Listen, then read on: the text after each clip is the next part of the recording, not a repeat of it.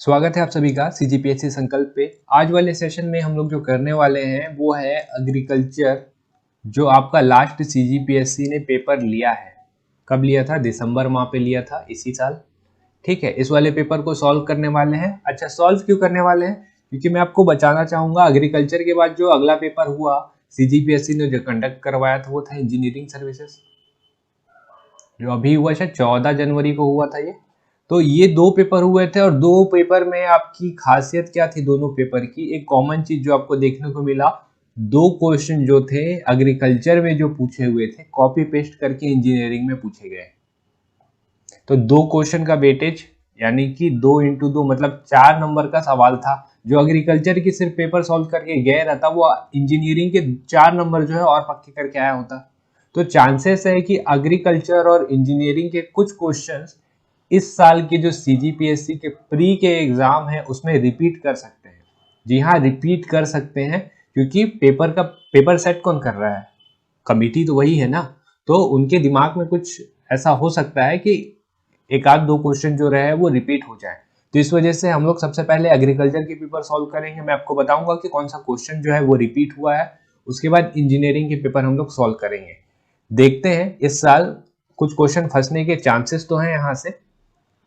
और इसका जो पीडीएफ है, मैं इसका पीडीएफ आपको टेलीग्राम जो हमारा चैनल है उसका लिंक जो है मैं आपको नीचे डिस्क्रिप्शन में दे रहा हूँ। आप वहां से हमारे टेलीग्राम ग्रुप को ज्वाइन कर लीजिएगा। मैं वहां आपको इसका पीडीएफ प्रोवाइड करवा दूंगा।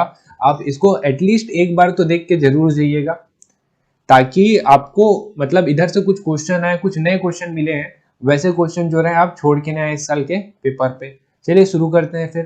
पहला क्वेश्चन है, सोनबेरा पठार किस जिले में स्थित है? तो इसका जो सही आंसर है वो है गरियाबंद। गरियाबंद जिले पे स्थित है। अगला, शिवनाथ नदी में मिलने वाली सबसे लंबी सहायक नदी कौन सी है? मनियारी, खारून, तांदुला या अरपा? तो सही आंसर हो जाएगा इसका खारून, जो आपका निकलता है बालोद से पेटेचुआ पहाड़ी से। अगला, छत्तीसगढ़ में कन्हार मिट्टी मुख्य रूप से किस तरह की भूमि में पाई जाती है? तो कन्हार मिट्टी मतलब काली मिट्टी।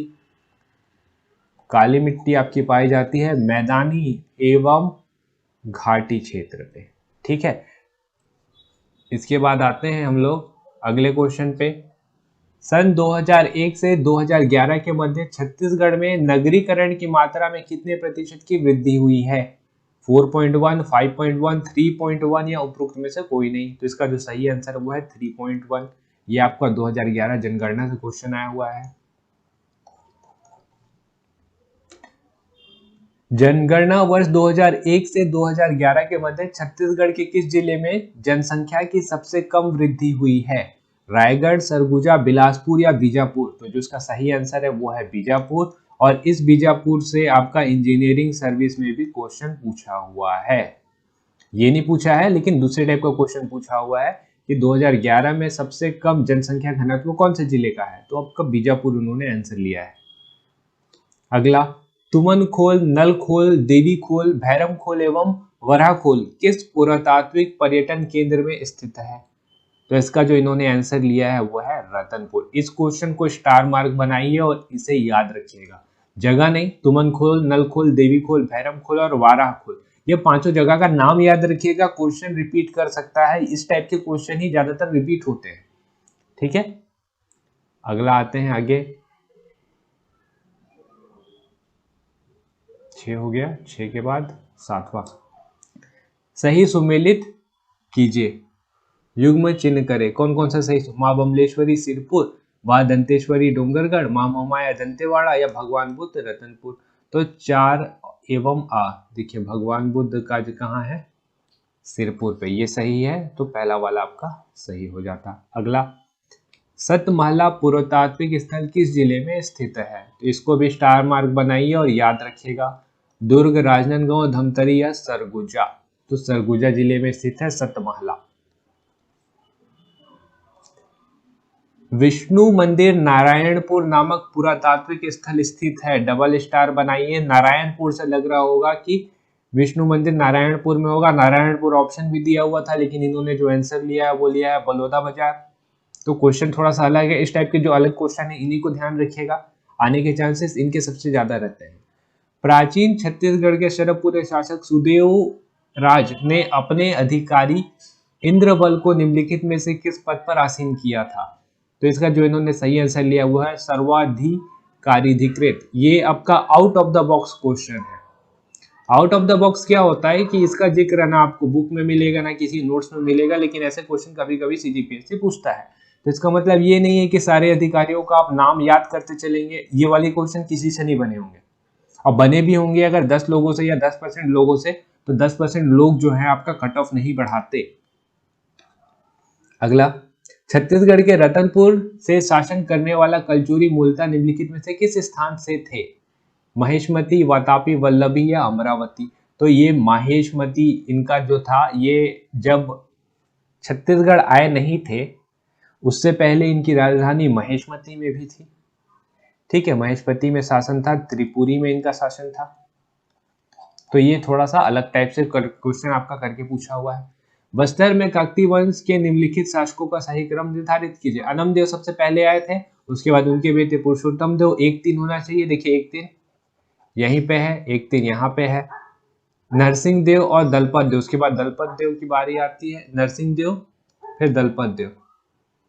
ठीक है, तो नरसिंह देव और दलपत देव, उसका जो सही आंसर है वो हो जाएगा बी। आदिवासी संस्कृत में धनकुल होता है युवाग्रह, हथियार, वाद्य यंत्र या पूजा ग्रह? तो ये होता है एक वाद्य यंत्र। ये भी डबल स्टार। इस टाइप के क्वेश्चन को याद रखिएगा। छंद प्रभाकर के रचयिता है। अब आपने अगर हमारा सीरीज देखा है साहित्यकार वाला, तो ये तो बना लेते हैं आप। बाबू रेवाराम, गोपाल मिश्र, जगन्नाथ प्रसाद भानु और ठाकुर जगमोहन सिंह। तो छंद प्रभाकर, काव्य प्रभाकर और एक है शब्द रचनावली। ये 3 रचनाएं जो आपके जगन्नाथ प्रसाद भानु की हैं। अगला, मराठा कालीन छत्तीसगढ़ में सेवाई निम्नलिखित में से किससे संबंधित है? इसको बनाइए 3 स्टार।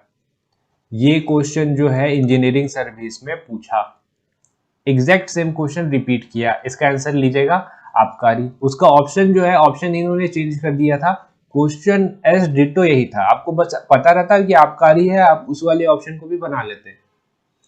रायपुर में पेशेवर दिवस का आयोजन कब हुआ था? तो ये हुआ था आपका 29 जनवरी 1932। ये भी थोड़े से आउट ऑफ द बॉक्स वाले क्वेश्चन है।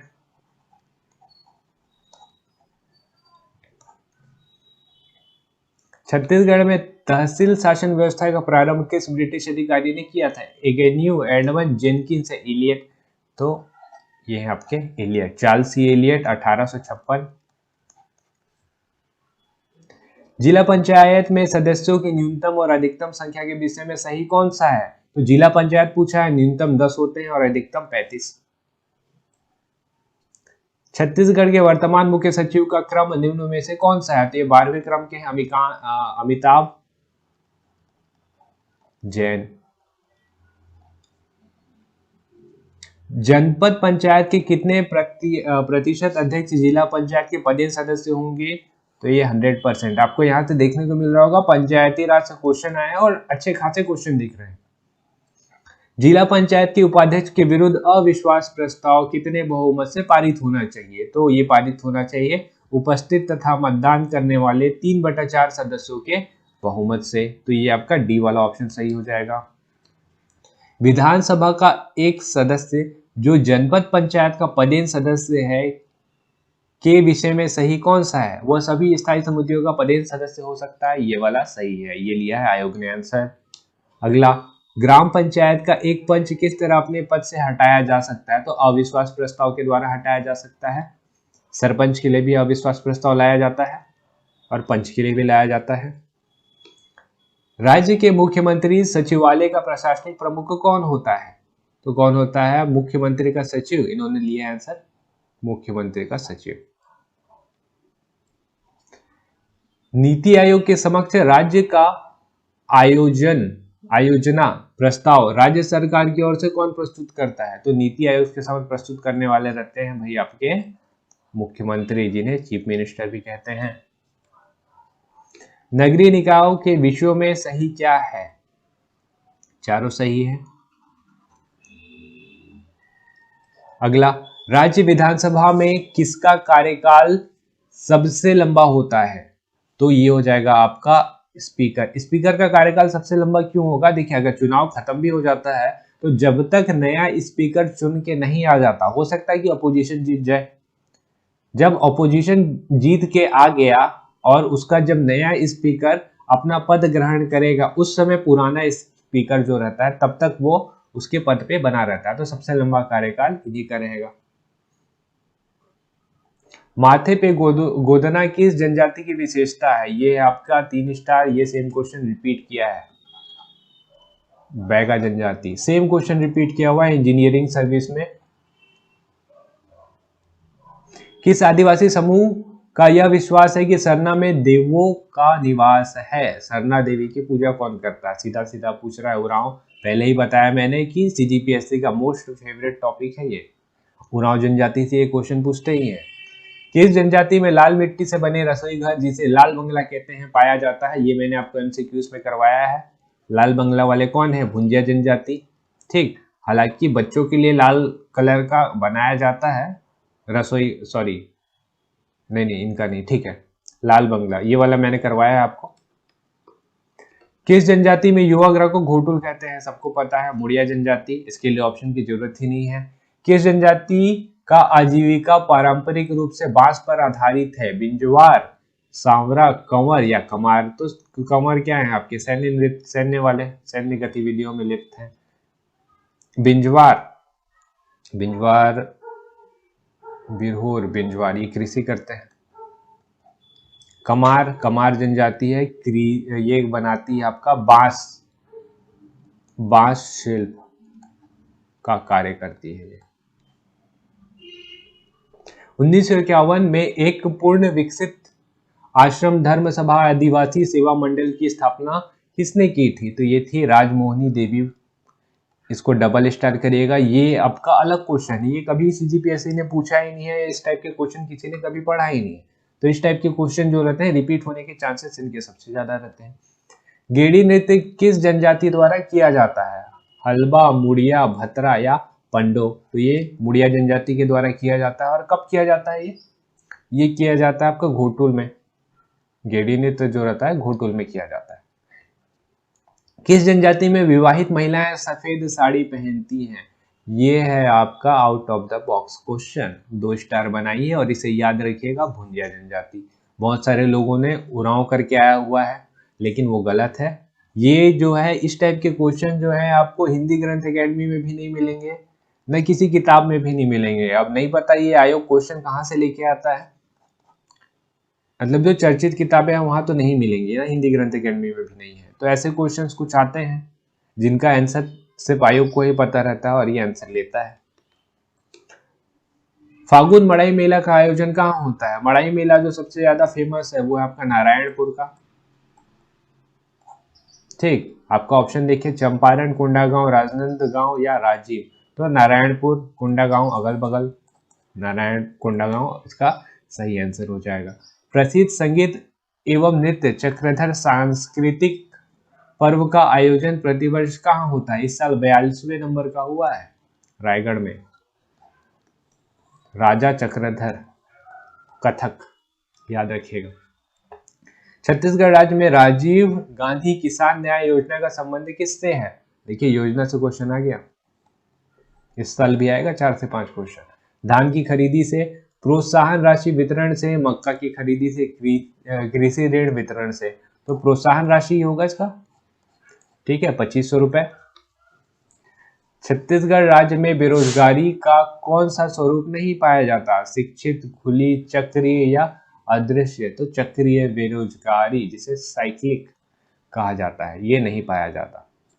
नील क्रांति योजना का संबंध किससे है? दुग्ध, खाद्यान्न, मत्स्य या सरसों? तो ये आपको पता है, मत्स्य। तो ये भी याद रखिएगा, दुग्ध कौन सा होगा? White revolution.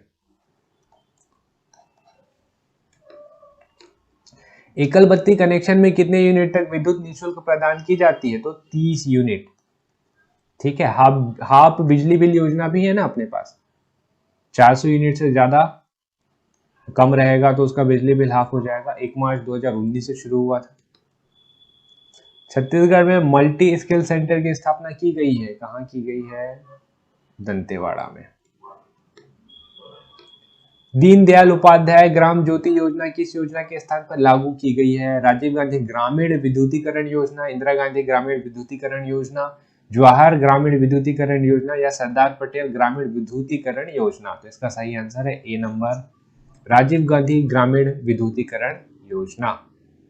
राष्ट्रीय परिवार सर्वेक्षण 4 किस वर्ष में हुआ? तो ये हुआ था आपका 2015-16। ये क्वेश्चन ऐसे रहते हैं जो मतलब बहुत ही कम लोगों से बनेंगे या बनेंगे ही नहीं। छत्तीसगढ़ के किस प्रशासनिक संभाग में सार्वजनिक वितरण प्रणाली के अंतर्गत गुड़ का वितरण किया जाता है? तो ये बस्तर है। बस्तर क्यों है? एनीमिया और कुपोषण के लिए गुड़ का वितरण किया जाता है। संजीवनी एक्सप्रेस सेवा का नंबर है, इसके लिए ऑप्शन देखना पड़ेगा क्या? 108। वर्ष 2020-21 में छत्तीसगढ़ राज्य में कहां पर नए सरकारी मेडिकल कॉलेज खोले जाएंगे? तो ये आपके कोरबा में खुलेगा, महासमुंद में खुलेगा, कांकेर में खुलेगा, मतलब दंतेवाड़ा में नहीं खुलेगा। देख लीजिए क्या है, 1 2 4 यहाँ पे मिल रहा है, 1 2 4।